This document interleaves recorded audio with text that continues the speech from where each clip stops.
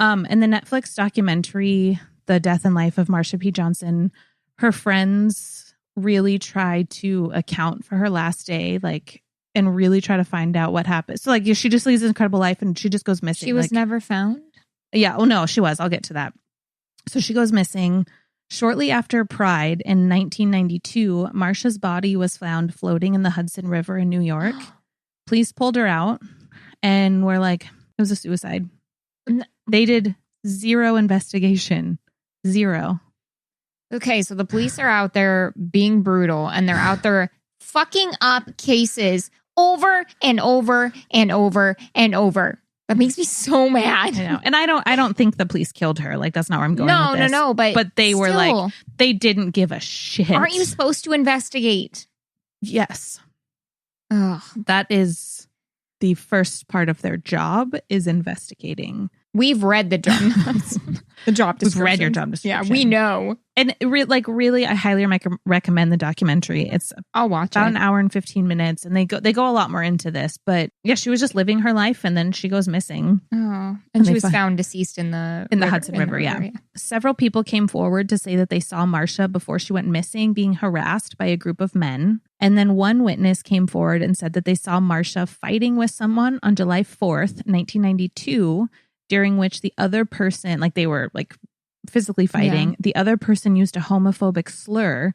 Then later, the same person bragged at a bar about how he had killed a queen named Marsha. Ew. It's most people, and I agree, think she was murdered. I think she was absolutely fucking murdered. No one who knew her thought she was suicidal. You know, she dealt with mental illness, but she was never. And I know, you know, it's hard because you never know what's going on in someone's head, but suicide is also like the easy answer for police. Of course it is. Yeah. It's like, we don't, it's kind of, I don't want to say this for all cases, but sometimes it's kind of like, we don't really want to look into this. It was suicide. Yeah.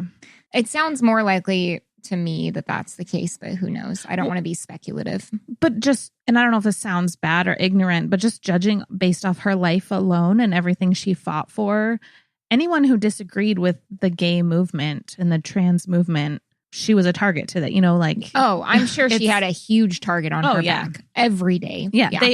And honestly, gay and trans and queer and they deal with that now. Well, and also New York City in the 90s was a terrible, terrifying, dangerous place to live in. Yeah. It was different than it is today. But no investigation was done. Didn't matter. Like, people came forward and the cops were like, we said she killed herself. Stop. Stop asking us. In 2012, activist Mariah Lopez got police to reopen Marsha's case. Oh. Police reclassified it from suicide to undetermined. It's something, I guess. The case remains open and unsolved. Really, no investigation has been done. I want to end with a few quotes from Marsha. So the first one, quote, "History isn't something that you look back at and say it was inevitable. It happens because people make decisions that are sometimes very impulsive and of the moment, but those moments are cumulative realities," which I feel like really speaks to what's happening right now. And that's also a very eloquent way to say, like, the butterfly effect. Yeah. Like, something happens and it affects everything. Yeah. Well, and you can use this both ways, right? You could say, like, oh, it was inevitable that eventually gay people were going to get rights. Was it? Well, yeah, I was just about, I told you in my head, but was it? Was it? We both did the head tilt. Yeah. Yeah. She also said, I may be crazy, but that doesn't make me wrong, which, fuck yes. The third one, there's no pride for some of us without liberation for all of us. Aww. Again, today, 2020. These are all, quotes that I need to, like, hang up on my wall. Yes. And then two more. So the next one, we want to see all gay people have a chance at equal rights as straight people do in America. We believe in picking up a gun and starting a revolution if necessary. Yeah.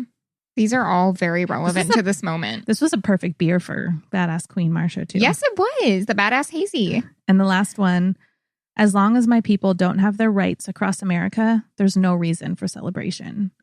Oh. So if you want to learn more, which I'm sure all of you do, watch the documentary.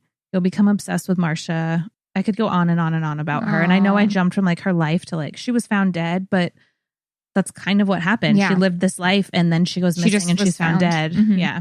But That Good is job on that. Queen Marsha P Johnson. Who did I mention I'm obsessed with? Yeah. I want a tattoo of her. Oh, seriously. I'm going to have to look her up. But it's so funny because when you were ending that story, I was like, oh my gosh, I have to share this on Facebook. I have to let everyone know. And I was like, oh wait, this is my own podcast. So like, that would look really stupid. I have to let everybody know about this. I mean, of course, I'm sure tons and tons of people know about this. I just didn't. But I want to share this with people who may not know about this, or people who, want a different angle. Well, and the cool thing about, like, Marsha's obviously not the only one. And during her lifetime, like, she had other issues and didn't get a lot of, like, quote unquote credit. Yeah. She has been recognized a lot after death. Like, there have been memorials for her and, Time Magazine. Sylvia Rivera is another very well-known name in that community. Another person to look up. The person in the 2-person parade. Yeah. Those two fucking queens are just, the documentary highlights a lot of names. I'll have to watch it. It's really, really good. That was great and heartfelt and inspiring. And mine will be none of those things. Well, shit. Well, thanks a fucking lot. We're just going to end this episode here. I'm going to go home now. Just kidding. Get another beer. All right. I'm on it. And we're back with another beer. Yes. And also a note to our new patrons that we need to give a shout out to. Yes. Sorry. I was so excited about Marsha. No, absolutely fine, as we should be. But our new patrons are Destiny, Jenna, Lauren. We said Lauren last time, but I'm shout really out for you again, Lauren. No. I'm sorry. I'm a dick.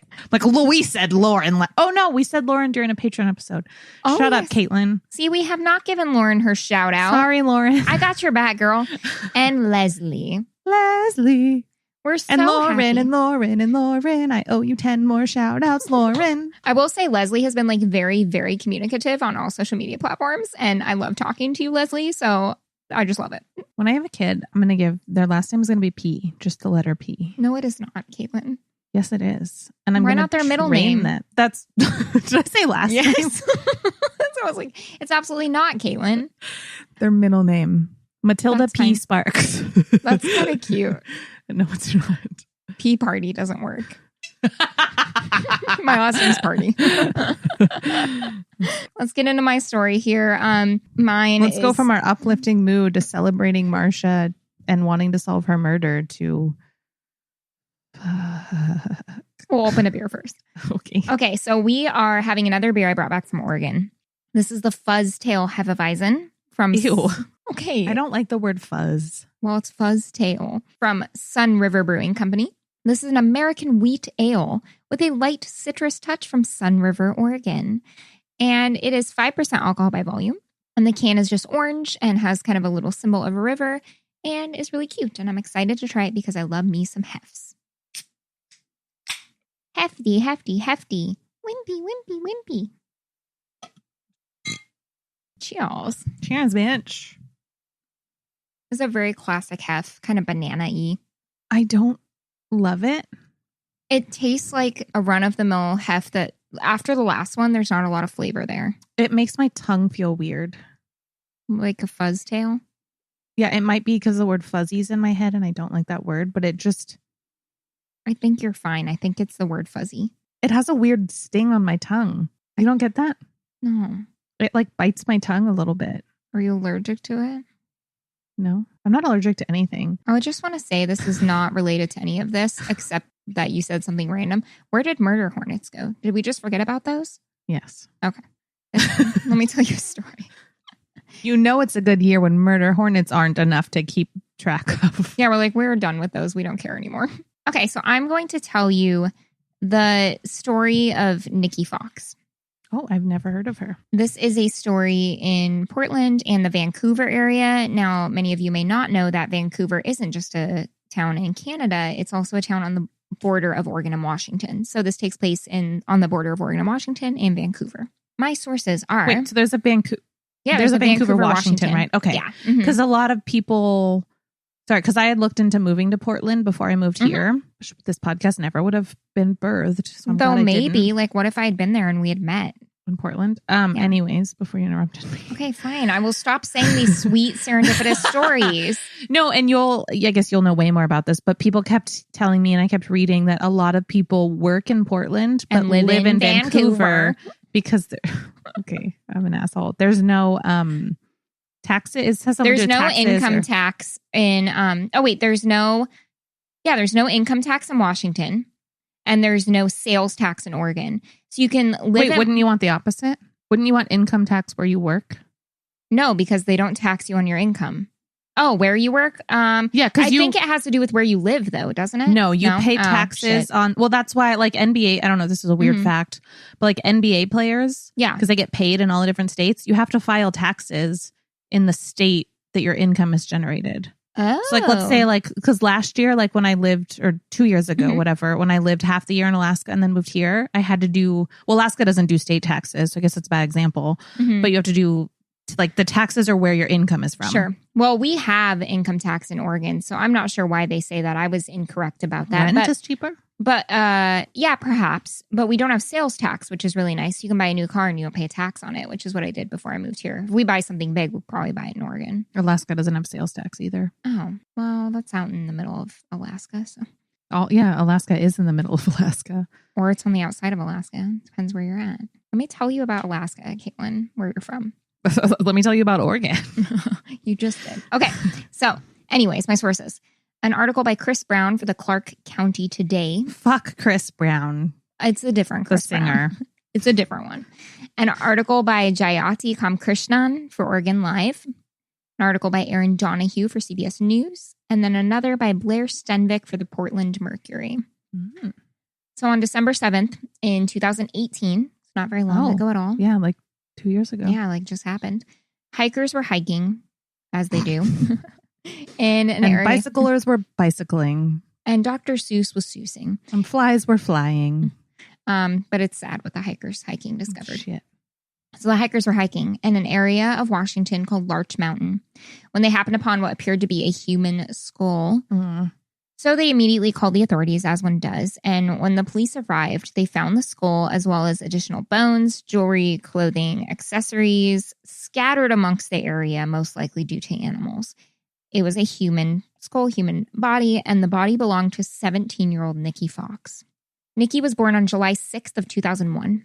And Blair, she was a baby. Yes, she was very young. She was 17 when her body was found. So Blair Stenvik, who wrote the article for the Portland Mercury, described her birth in a way that I really love. So I'm going to quote him. Okay. So he said, Nikki Conhausen, who is Nikki Fox, Nikki Conhausen was assigned male when she was born, which I love that. She was assigned male. That was not who she was. Nikki's first name was Nicholas Conhausen when she was born.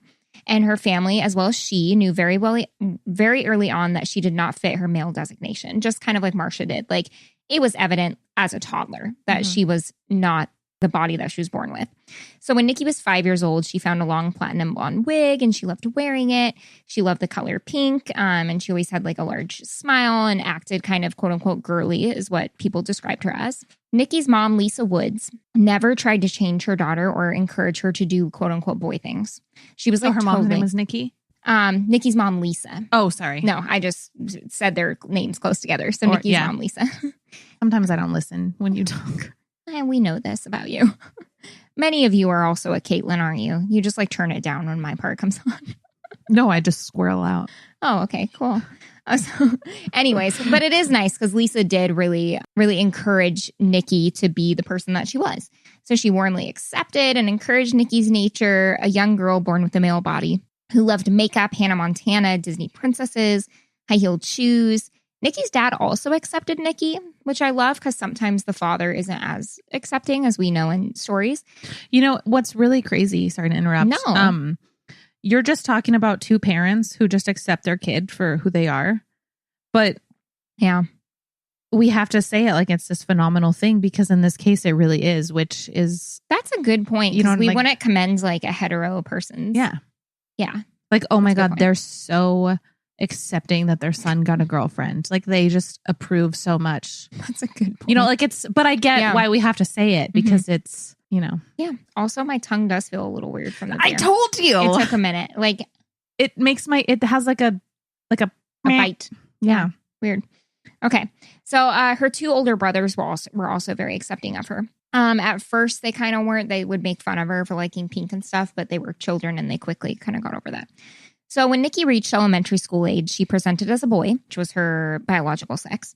And she started slowly